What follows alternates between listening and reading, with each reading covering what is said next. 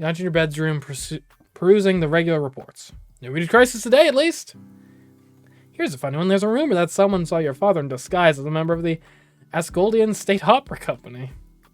Even if the Emperor were somehow alive, you can't picture him as a humble musician. Besides, you met the opera company. What else? Some shady Tharkan company is selling unlicensed fashion dolls that look suspiciously like you. You make a note to get a hold of one, just to check the quality. Oh, and a message from Vasily. Well, not really a message, just a picture set of pretty flowers and a reminder to be kind to yourself. Those particular flowers are generally associated with sympathy and support, particularly after the loss of a loved one. But oh, this would have been the Jubilee if your father was still here. You're not that sad about it? Not anymore, but it's kind of Vasily to think of you. Okay. You may talk more wrestling and some unarmed combats.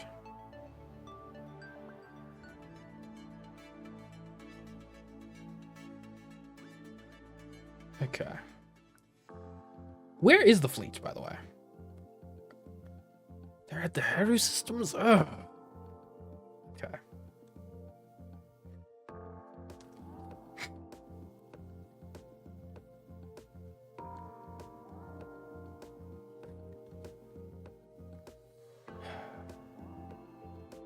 Okay, all of you guys are voting against it. That's great.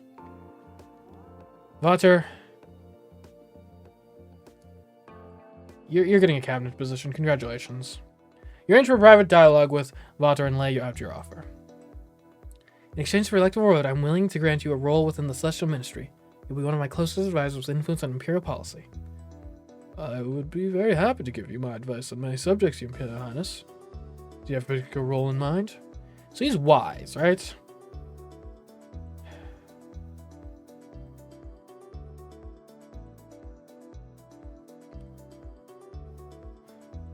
Look at the law, please. Yes, I'd have to serve you in this position. I'll make preparations so that I can be available whenever you have need of me. Thank you. 50. Okay, that's not bad. And I can now analyze voting history. That's good. Okay. Oh, and are you voting for me too? Or no, that just says you have a high opinion of me. Let me analyze your voting history. You analyze the voting history of Ethax High Pontifex of Mirka, looking for patterns to predict future support. Within the Imperial divisions, Ethax is the most loyal to the Merkins. Ethax favors a conservative approach, sticking with traditions and methods that have been tried and tested over the Fivms. She prefers a ruthless approach, stamping out dissidents, punishing failure, and being willing to make sacrifices to succeed. Prefers to focus on issues within the Celestial Empire rather than relations with alien powers. Like, I'm not sure it helped me that much, but okay. Is there anyone here I can talk to?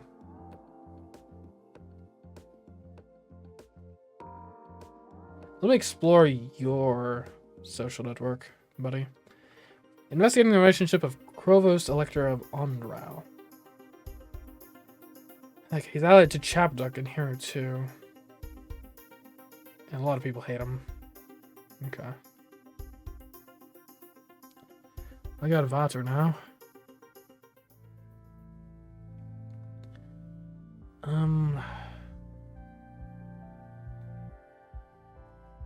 Will be determined.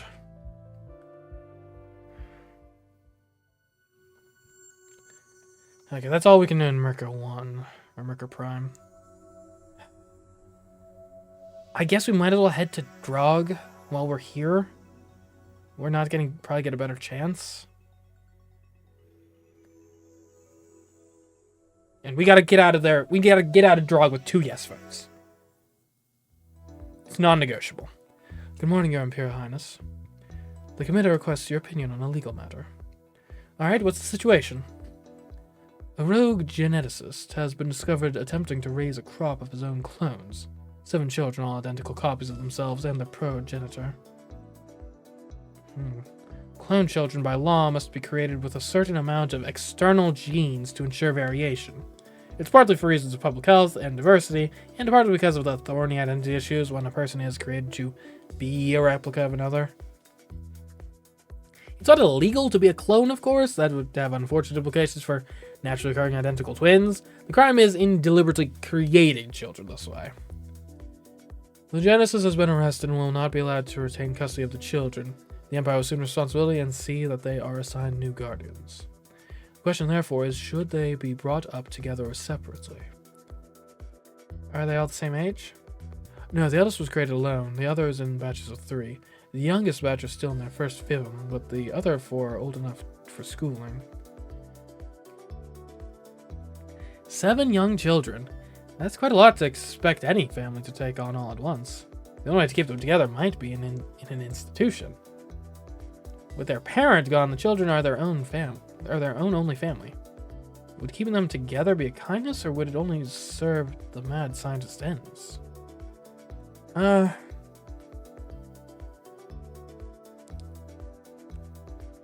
If they were all like babies, then separating them would be easy.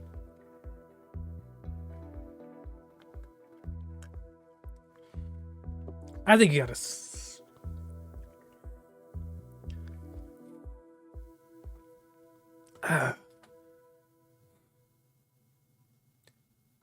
You don't want to be just with a bunch of bees, yeah? Well, then it's twins, right? There's nothing wrong with twins or triplets or something. We'll split them by age group. That's a good median here. It lets them keep their like friends and family and stuff. Stay with the twins that they're like closest to. Makes it so they're not such a large unit that's like unfeasible to actually take them in somewhere. Yeah. You tried to find a reasonable compromise. 7 is too many, but it would be cruel to separate brothers who were born together. Send them to 3 different families, split by age. Inform the committee of your opinion. I've received word from the High Pontifex. She's seeking guidance from the gods to determine the most auspicious date for the formal election process. There should be an announcement soon. Oh, really? The election. It's been hanging over your head for so long now, but it was always a goal for the future. The High Pontifex declares that the election should happen right now. Could you possibly win it? Are you prepared? You don't know what's going to happen, but it's clear that you're running out of time.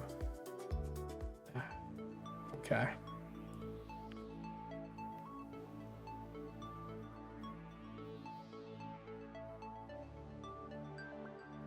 More invention.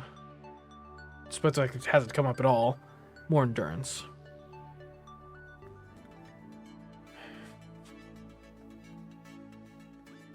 Okay. I don't think there's really much to do here. Cinepart?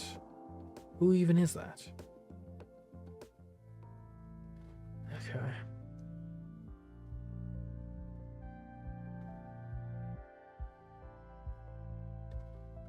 We'll be secretive.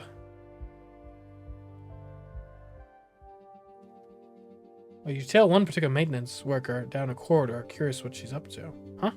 Wait, this is like unique? You follow some of the palace staff around, taking notes on what they do, the tasks they perform, and how much time they spend slacking off. The people they talk to, who's flirting with whom, and so on. Okay. It looks like she's performing maintenance on a lift shaft. The doors are open, revealing a dark, empty space, and the worker is on her hands and knees, adjusting circuitry. You step a little closer, wondering if you can see stars at the bottom of the shaft. The worker hears your footsteps and looks up. Carefully, Your Highness. She stands, reaching out a hand to carefully guide you away from the hole, and grabs hold of your wrist. She's not pushing you away. She's pulling you in. She's trying to kill you. Talk her out of it, or grapple with her. I mean, my rhetoric is pretty good. My allure is okay. As for wrestling, I'm actually not bad at wrestling. Or unarmed. Well, unarmed, I'm pretty bad at. I think I talk her out of it. Wait, you don't want to do this! Her expression is grim, and she continues to pull without response. Her boots have much better grip on the floor than your dainty slippers. You've only got moments left to change her mind. What's her motivation? What did she want? That's worth treason and probably execution. You don't even know her. I can pay you. The bribe it has to be. I'll pay you 3 times whatever you were offered. I have the Imperial Treasury. I'm worth more to you alive. Her eyes flicker. There's interest, at least. Now you just execute me and pay me nothing. Why would I want to execute you? This isn't personal, right? You don't care about me. I don't care about you. I care who put you up to this, and that's all. You give me that, I give you your fee and a seat on the next jump freighter out of here. She pauses. She's thinking about it. It's just, I've got a family and they need the money. Don't tell me the details. As far as security is concerned, I have no idea who you are. Just some worker, that's all. She smiles weakly at that. It seems you're going to live another day.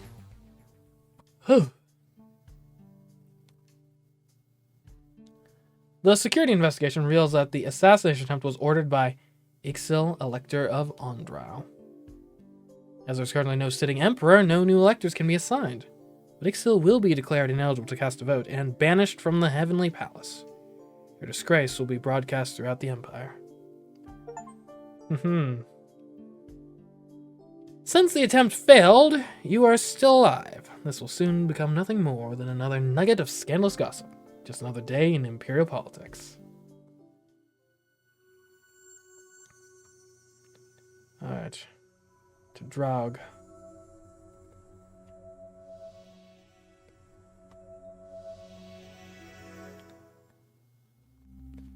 Her Royal Highness Ethaxe, High Pontifex of the Twin Worlds, has made our pronouncement.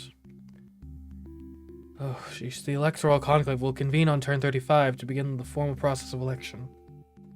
The Heavenly Palace will begin station keeping on turn 33 and remain in position so that the electors can travel to its location. After turn 32, the navigation features will no longer be available, and the palace will remain in its current sector until the election is completed. You'll still be able to take social actions on turn 33 and turn 34, but only within that sector. Okay. The conclave has assembled. Each candidate will make one final appeal, and the voting will begin. Votes will be declared and registered openly to all assembled. A candidate must gain the support of at least 17 electors in order to be acclaimed emperor. Any candidate receiving less than 7 votes will be removed from the consideration, and voting will continue with the remaining candidates. Electors may abstain from voting if they are unconvinced, if no candidate has secured sufficient support. After 2 votes, there will be a recess for the day to continue negotiations. Okay. If no candidate is victorious after 3 days, the conclave will be dissolved and a new election cycle will begin. Theoretically, that would mean you would have more time to travel and build support. Practically, though, a failed candidate will lose credibility. If you don't win now, you probably never will. There's not much time left. You need to decide where to station the Heavenly Palace and make your final push for social position. And we're stuck out here in Draug. Ugh. What do I need?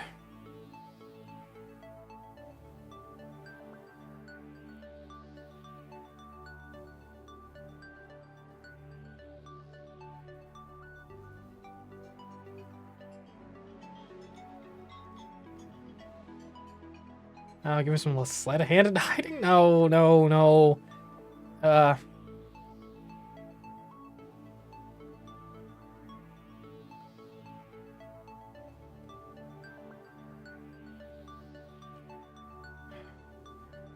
Demolition twice? No. Reflexes and strength. Just in case.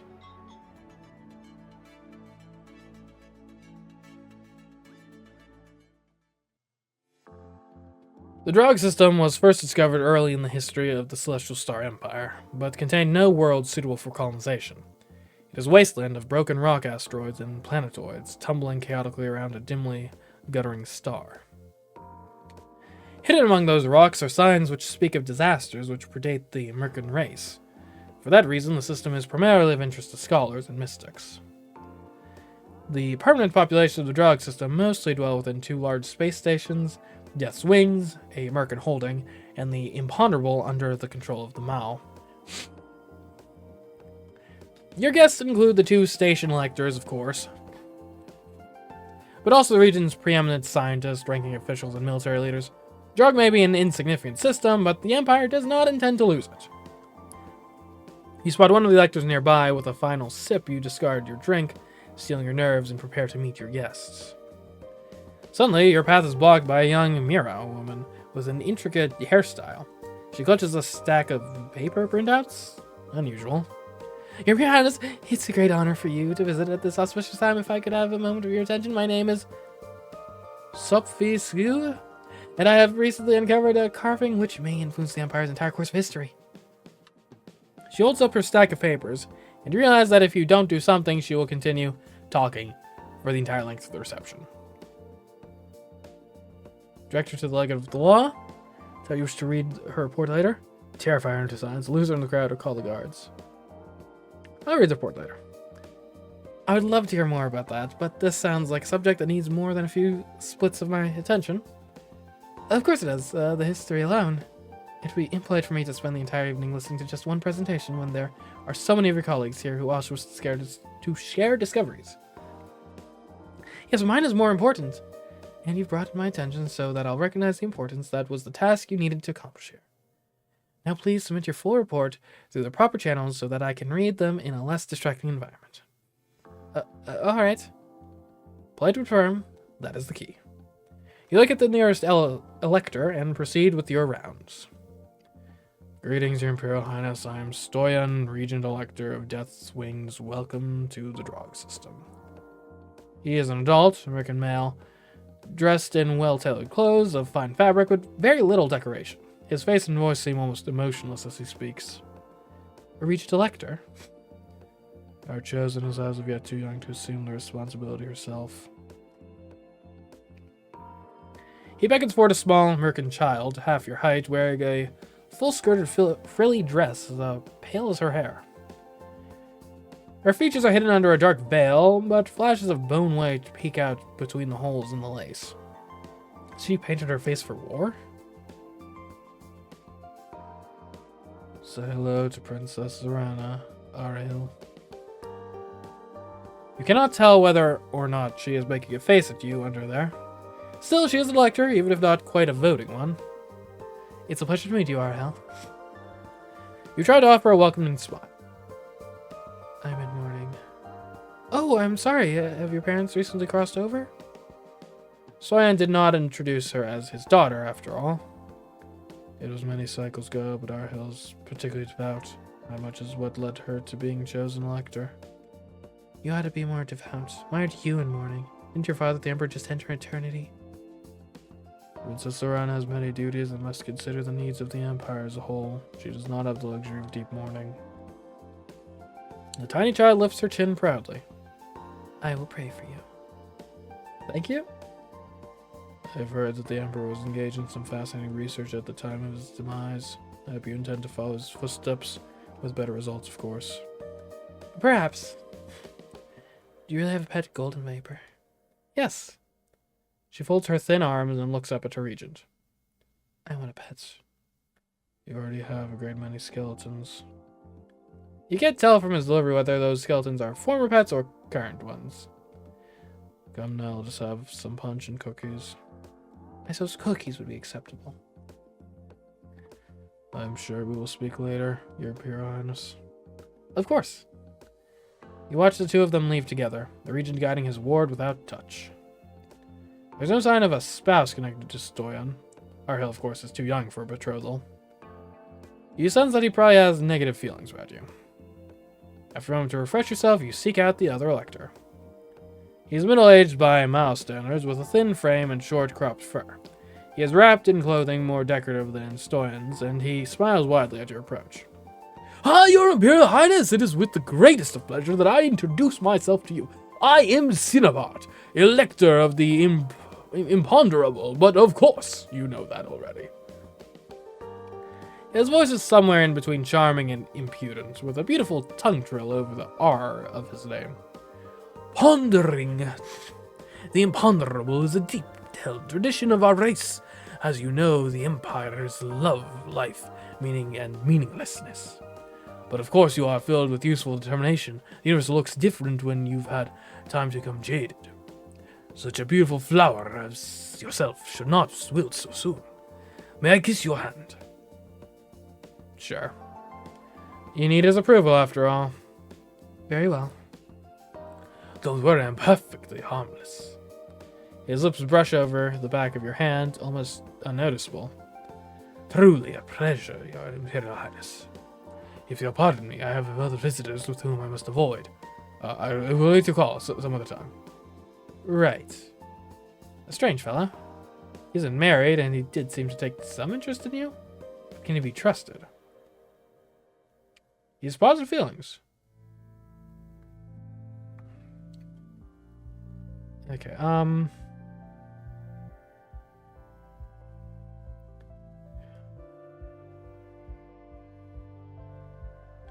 I'll organize my closets. Oh no. You bounce a large pile of clothing in front of you as you maneuver through the halls. You can't entirely see where you're going, but you know the route and can trigger doors with a foot or a hip when necessary. Humming a tune that won't get out of your head, you walk into a closet and bend down to deposit your burden. Something shoves you from behind. Everyone's trying to kill me! Not something. Someone. There's a hand on the back of your head, pushing your face into the fabric, and a knee pressing onto your back, making it difficult to breathe. Someone's trying to smother you. There must be guards in the hall, but you didn't want them staring over your shoulder while you organize your things. You wanted privacy, and you left yourself vulnerable. Well, they must be nearby. You try to scream, but the pile of clothing and the lack of air muffle the sound. If you don't do something, you'll suffer a slow, humiliating death in one of your own closets. Ooh, blade. Success. You are carrying a knife, but can you wield it from this position? Okay. Blade plus contortion. I've been training all... That's... Okay. I'm decent at contortion. I'm okay at blade.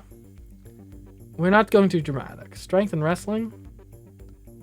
Yeah, it's honestly probably a bit of a wash. I say we stab your assailant.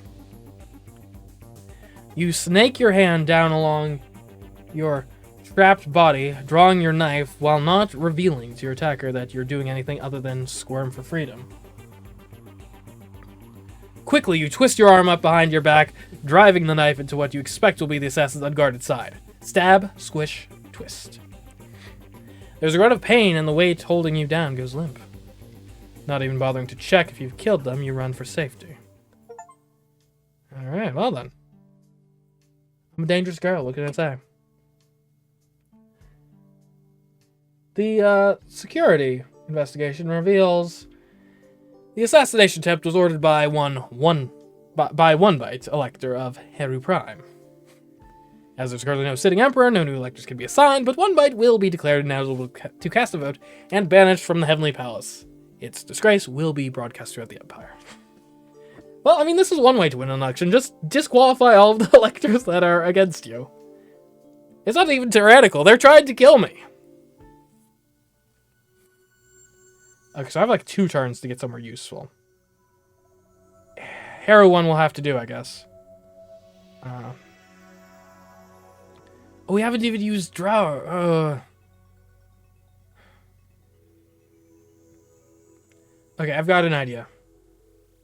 We'll stay put in Drog for this turn. I think this will work. You're a chime at your door. Zorana, can I come in? Sure. You open the door and Xena bounds through, sweeping you up in a hug for hello. Hello, Moonshine. How are you holding up? Are you excited about the election? I've worked hard to get this far. We'll just have to see what happens. I'm sure it'll be great, probably. Would you like me to throw the stones for you? See what fortune has planned? You're not a priestess. It's not an official ritual. It's something I've been working on for myself. I was reading a book about Novin's superstitions, and I thought that would be appropriate for you looking into your future particularly. I picked out all the rocks myself. I even special ordered some all the way from Crystal Nova. At least they're supposed to be. No one would dare cheat a member of the Imperial Cabinet, right? Yeah, go ahead. Alright, let's see what your stones say. Great. She brings out a patterned silk handkerchief and a velvet pouch filled with small rocks and crystals. The handkerchief is spread out on the floor, and then she shakes the rocks between her cupped hands, whispering to herself, and scatters them onto the pattern. Huh, that's funny. What does it say? As it stones out your big challenge, I was expecting it's something about winning or losing, but this came out all complicated. Like there's a big shadowy presence connected to a bunch of points, like a tiny conspiracy controlling everything behind the scenes. Hidden forces, secrets, lies. This would be really interesting if I had any idea what it meant. Well, the Electoral Conclave is a small group of people with connections who are going to control the fate of the entire empire. That's true. Still, if this omen says anything, it says that there's something you don't know which will have a big impact on your destiny. You could say that about anyone. She sits on the edge of your bed. Do you think you'll be too busy to hang out once you're Empress? I don't know. I might have more free time than I do right now if I don't have to study so hard. And you'll be expected to marry for an alliance and to secure the succession. I already have an heir. I could marry Vasily. Who do you want to marry?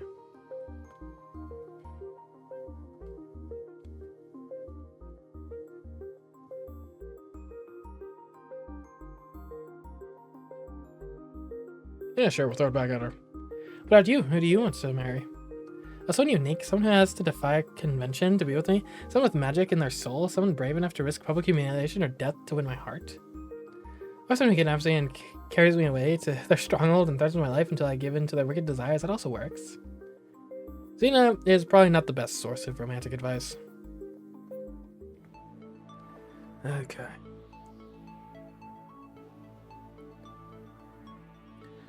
Let's just get some more strength and reflexes. You know, I just have this inkling that it'll be useful. Also, we're going to switch outfit to the Fleet Uniform Specialist. That'll be important in a bit. Don't you worry.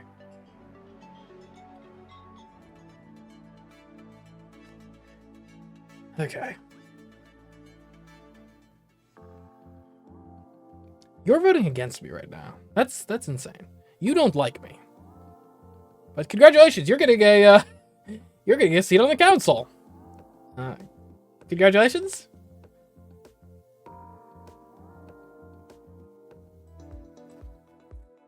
You arrange for a private dialogue with Stoyan and lay out your offer.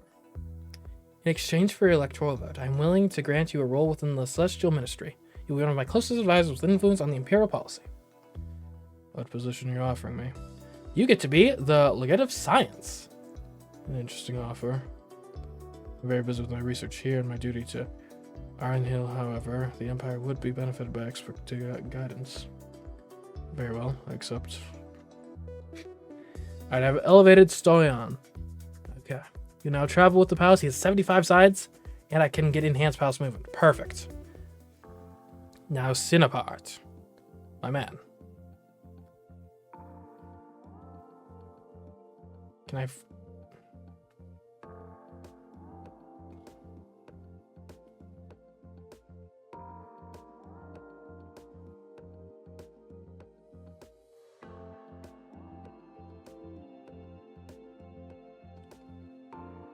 Can I negotiate? You tempted, but he won't return your calls. Okay. Surely you'll return my calls if I'm proposing engagement. Okay.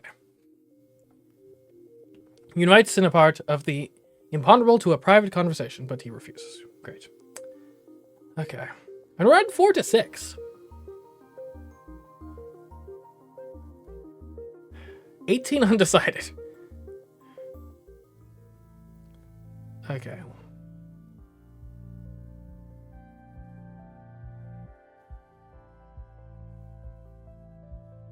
I wouldn't mind more combat experience, honestly.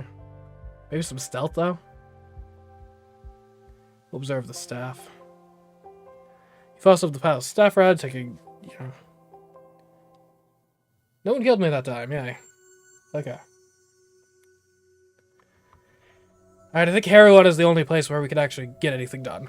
So, here we go. And we're meeting up with the fleet. That's good. Finally. Receive a message from Vasily sending you his best wishes and encouragement for the upcoming election, as well as his hope to see you soon. He probably will, whichever way fortune slices. If you win, of course, you'll invite your friends to the coronation. If you lose, well... yeah, it might need some friendly support. You might once have wanted a little more than friendly support, but with everything that's going on, Vasily's mostly been out of your mind. Maybe it would have been different if he had stayed in the palace. Or maybe you'll have time to reconnect later, but for now you have studying to do. Give me some hiding. And sleight of hand?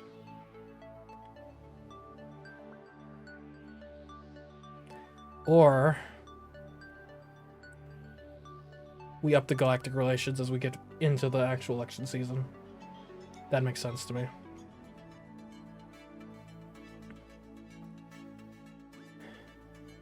Alright. You walk away from the final science lab with a sigh. You've spent more than a tresson poring over experimental records, journal entries, and messages sent between your father and the hairy scientist, Three-Forked Lightning. You've scanned the scientist's shelves and shaken out its eccentric clothing in its search of crumpled notes.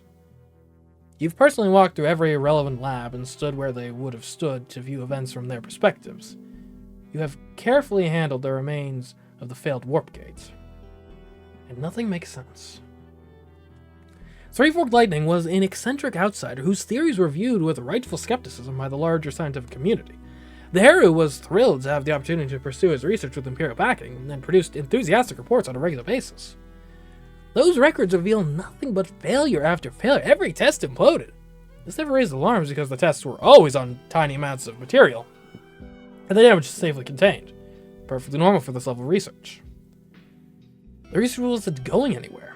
There was no sign of meaningful progress. No scientist looking at these results would even consider setting up a radical test with living subjects. The chance of success was absolutely zero.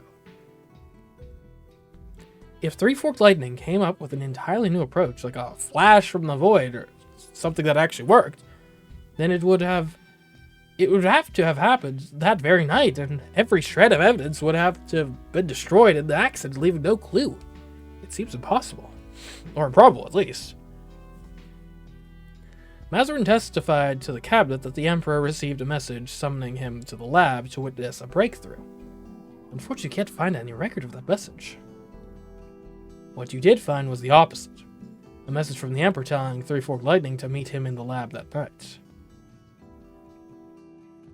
Your father was not a stupid man. It's hard to believe he would volunteer for a wild experiment with no history of success.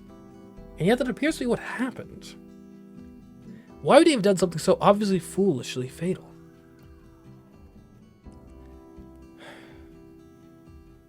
Was it murder? No, if he sent the message, though. Suicide?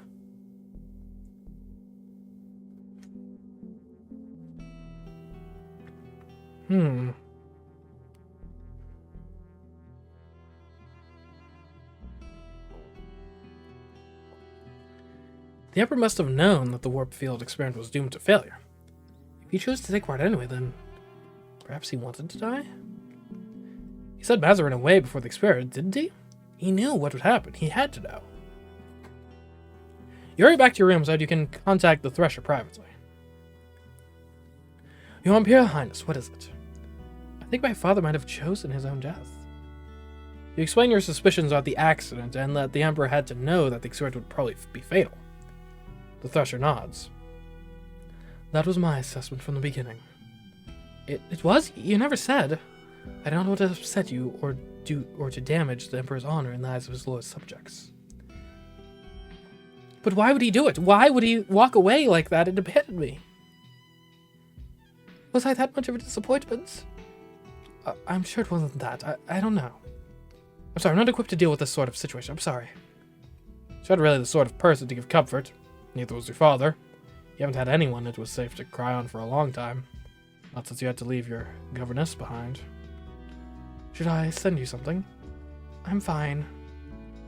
Switch off the connection. You have to keep going. There's nothing else you can do. Not unless you want to end up like your father. Okay. Yaku's here. Nice. Alright, let's do your thing. Let's get the military on our side. I'm in my flight suit. Perfect. Okay, let's go. In order to win Star Admiral Yakov's approval, you will need to face his chosen pilot into space combat. Real space combat, not simulation. You'll be flying an actual strike fighter in the cold depths of space. If you're shot down, Imperial privilege won't give you the power to reverse the flow of time and walk away. Are you sure you want to do this? To combat. Steeling yourself, you call the Star Admiral to make arrangements. After some preparations, you suit up and are escorted to a strike fighter, a quick and agile spaceship intended for a solo pilot to make daring runs against complex combat defenses. Like, say, another strike fighter. The cockpit is cramped and studded with metallic switches very different from the comfortable flyers you're used to. The Star Admiral advises you to take some time for practice maneuvers before the combat begins. Once underway, you will each be targeting a large, brightly marked lump on the hull of the other fighter. Smash that open, and colored gases will erupt, signaling a kill and victory. That's all well and good, but how likely is it that anyone can destroy a small target on a fighter without damaging it? Blow off the wings, crack the cockpit, set off a chain reaction to the engines. Either or both of you can easily end up dead. It seems impossibly wasteful. Good military ships don't come cheap. They're expendable at need, of course, to defend the Empire, but to throw them away just to show you a challenge? Suspicious, you spend some of your shakedown time opening up the panels and poking around inside the ship. There's an awful lot of suspicious-looking color-coded canisters wired up and tucked out of sight. Are these explosives? Either you're flying inside a bomb, or this fighter has been rigged with special effects that can mimic damage and emergencies. Maybe this really is a kind of simulator after all, just a more realistic one. You familiarize yourself with the controls, trying to prepare yourself as much as possible. But when you first hear the warning sirens of an approaching enemy fighter, your heart bangs hard against your ribs. You're in combat. Quickly, you set up the ship into motion, staying still or even on a predictable course. Makes you an easy target. You've got to keep changing directions. Space combat isn't as simple as moves and counter moves. You're both moving all the time and trying to keep track of each other's relative position and orientations as you roll, spin, and scissor. You can't spare much attention to manually aim your weapons while you're busy flying the ship. Without a gunner to assist you, your chances of hitting a target accurately are pretty much nil. What is your general strategy? Odd attacks, spam missiles, piloting plus big guns plus operations? Or ramming speed, just straight up piloting. I'm not bad at big guns. I'm decent at operations. But in piloting is by far my strongest skill. Alright, ram time! You can't possibly outshoot a trained star pilot. Your only option is to do something they never expect. Slam your ship directly into the other ship. You flip end over end, pointing your nose straight at the other fighter, and blast forward. Bang. No, that wasn't your ship colliding with the enemy vessel.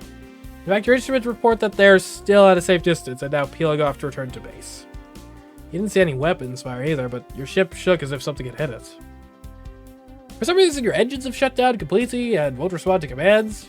You can faintly smell something burning. Oh no, oh no, oh no. Someone must have remote triggered the explosives you saw earlier. Your screens light up with a message override. What did you think you were doing out there?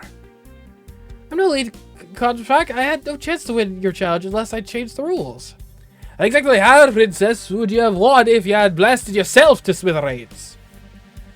It was a gamble, all or nothing. I need your support to claim my throne and take control of the Empire. If I can't do that, I don't have a future. Either I ride the beast or it eats me. So yes, I'm willing to put my life on the line for a chance of success, and I'll do it again if I have to.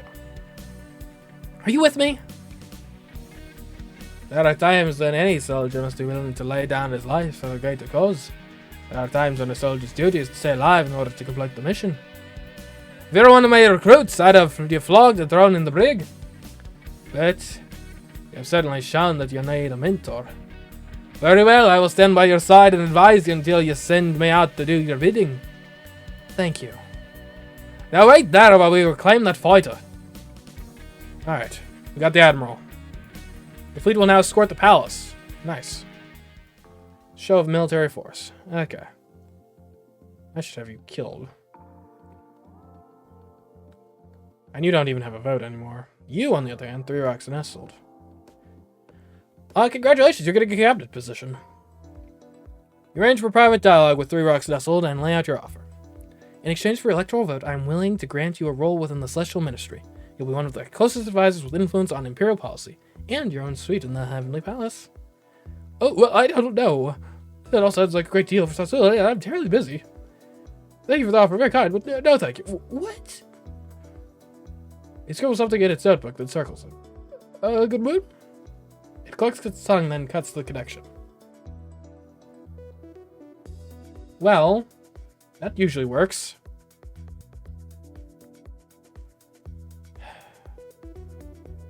Oh no. 8-4.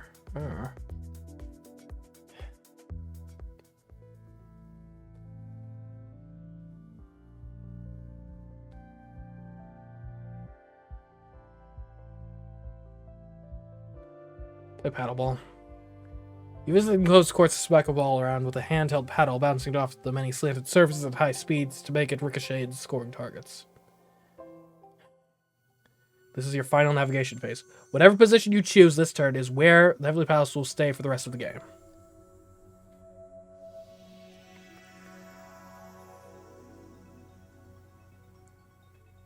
Alright, it's gonna have to be Hero 4 though. I hope I've got that guy's support. Huh. Good morning, Your Imperial Highness. We've reached our stable destination and broadcast our position to all electors, so that they may arrange transport to the Heavenly Palace for the upcoming election. The distance, of course, is shorter for some than for others. I look forward to seeing them. Is that all? No, the committee requests your opinion on a matter of commerce. A border station near Thark in space, one that facilitates trade with both the Chuk and the Novans, has requested a consultation on the subject of processing fees. They should be able to scale the fees for clearing goods based on how many warp gates the goods have traveled through before reaching the border. Each jump between origin point and destination adds increased risk of tampering, smuggling, and theft, therefore requiring extra scrutiny. Fees based on travel distance would mean a competitive advantage to the Tharkin-produced goods, at least through this border. There are already natural cost increases in fuel and haulage for goods that travel longer distances. Adding artificial barriers could change shipping patterns.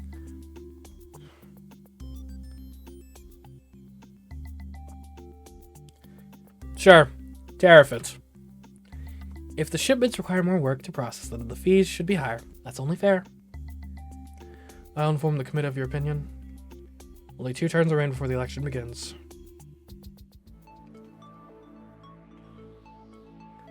Okay,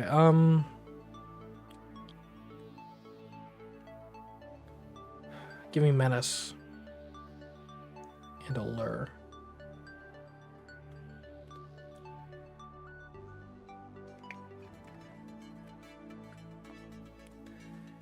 The Empress outfit? Yeah, sure. Seems fitting. Ooh, the Emotion outfit.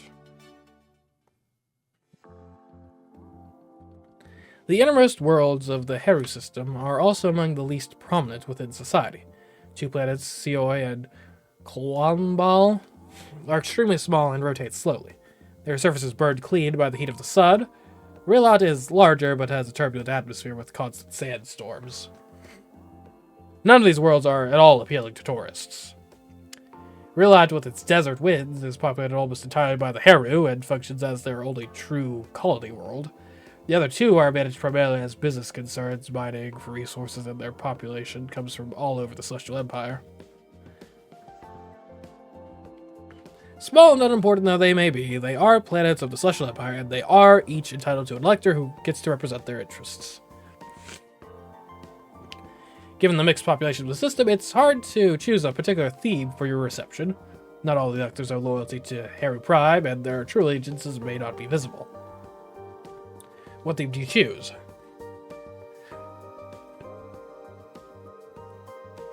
Imperial Tradition. I failed at etiquette? What? No. Alright, we're back. You bring out works of art from the Imperial collection to decorate the reception room, hoping to impress your guests with the wealth and power you command as the traditional heir. As the gathering gets underway, you seek out the electors. The first face that you recognize is an older Mithrin woman with flowers woven into her dark hair. Grojan, Elector of Qualmbal, she is accompanied by her husband, a handsome, mature Therun with strong arms and scaly green wings. Catching sight of you, Grojan laughs and pats her companion's hand, then detaches herself to come over and greet you. Your Imperial Highness, it is such a pleasure to meet you in person at last. You look even lovelier than your pictures. Despite the fact that she's 3 times your age and her husband is right there, she appears to be flirting with you. Well, thank you. I hope we'll be seeing more of you at parties while you're in the sector. We have to manufacture much of our own entertainment. What sort of entertainment? Oh, many things. Card and board games in particular. I always enjoy the thrill of competition. Board games like the ones that little children play.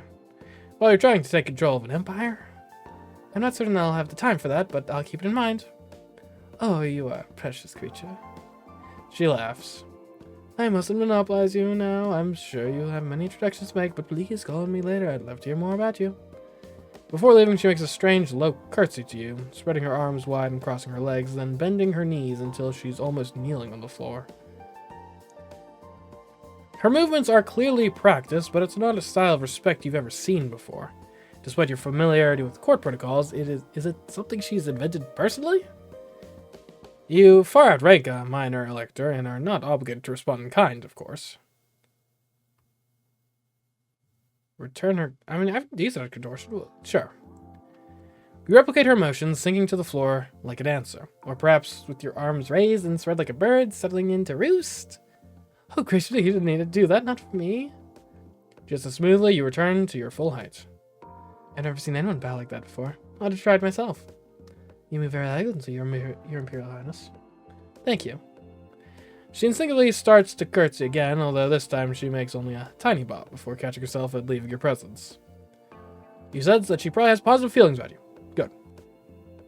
You look around for another elector to speak to, and locate Jade, representative of Chioi, the innermost planet. The Tharkan appears to be attending alone and is dressed as a businesswoman rather than wearing a formal gown.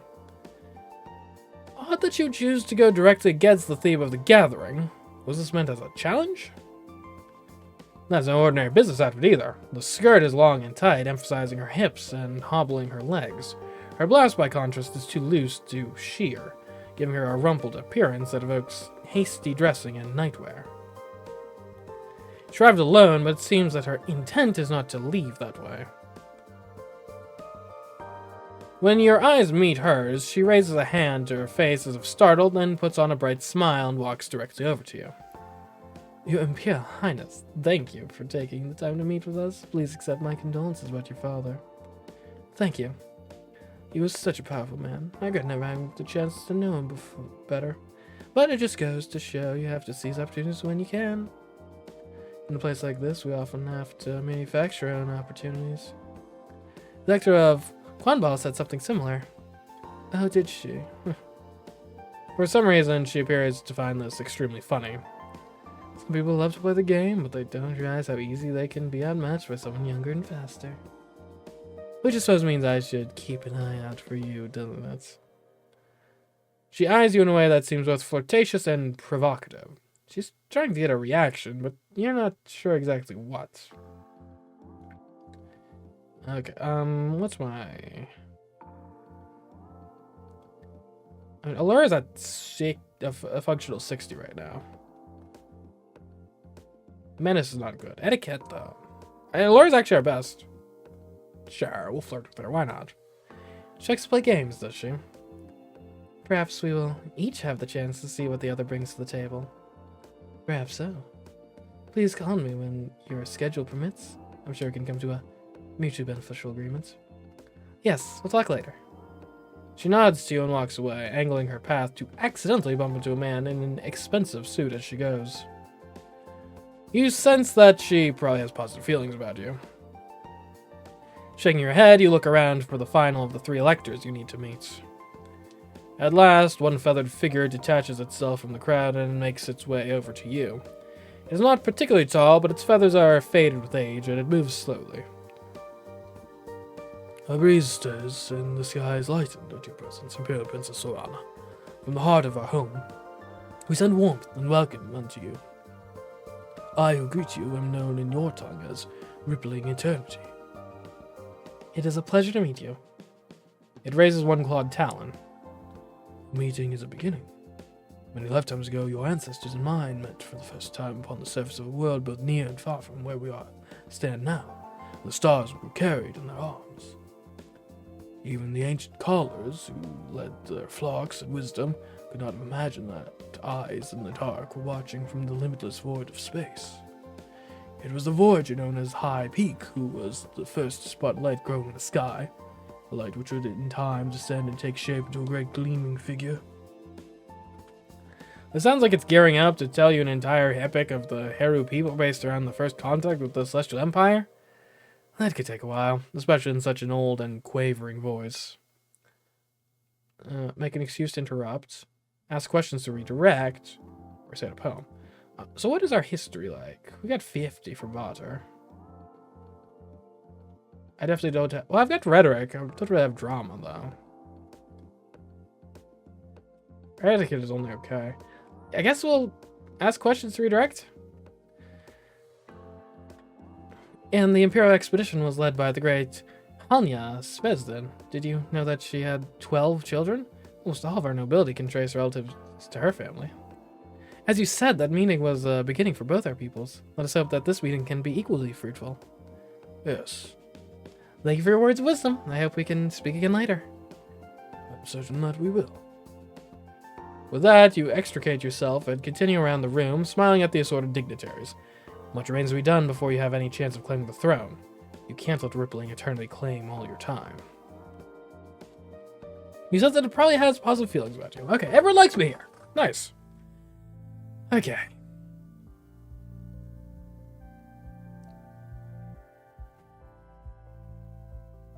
A little more interaction. Mingle and chat. You invite some of the residents of the palace to meet you for drinks and conversation. Not long now, Lord Electors and their retinues are beginning to arrive in the Heavenly Palace. The halls are filled with strangers. Soon your fate will be in their hands. What would your parents say if they could see you now?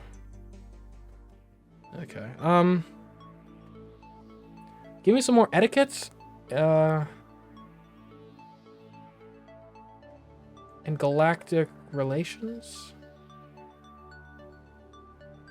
Now here's what we do. We change into our evening gown. And we do double galactic relations.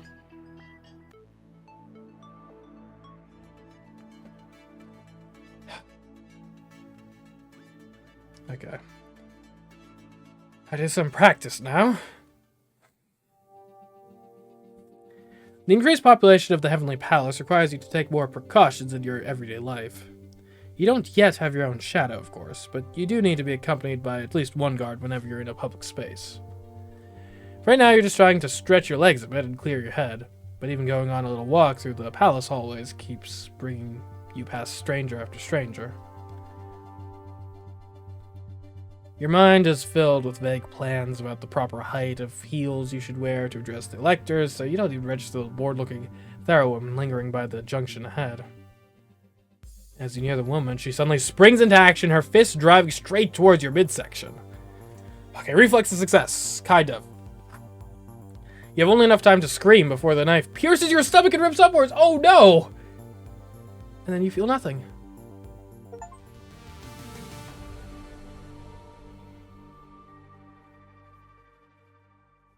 Oh. We were so close. We were there. Granted, I think we were probably trending towards losing that election anyway, but oh. And just like that, it's all over. Wow.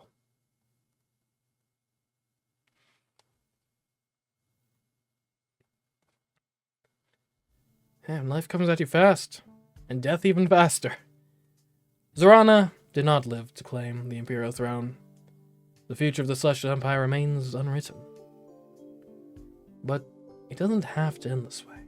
Train different skills, make different choices, and Zorana's star might rise again.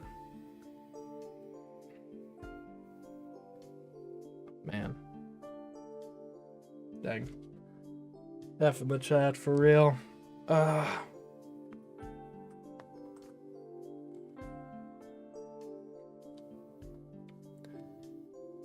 lot of people, a lot of enemies not around. Alright, well, back to the title we go. Alright, and that has been Galaxy Princess Zorana. I've enjoyed it so far. Who knows, maybe we'll come back to this. I would like to actually survive a run. That'd be nice. Man, I felt like we were doing... Well, I didn't actually feel like we were doing good, but I felt like we would at least survive to the end, but man. And surviving 2 assassination attempts was pretty good, I guess, but... Probably should have been worrying that there were that many assassination attempts in the first place. But yeah, anyways, we might come back to this pretty soon. I've enjoyed this. And I definitely... I'm hungering to actually survive and win the election. I feel like this game... It's definitely rooted in a lot of the Long Live the Queen mechanics, and I feel like there's a lot more actual strategic depth here in terms of the game of how you actually go about trying to win over all the electors, which I like. I feel like there's more game here than there was in Long Live the Queen, which is appreciated. But anyways, hope you enjoyed.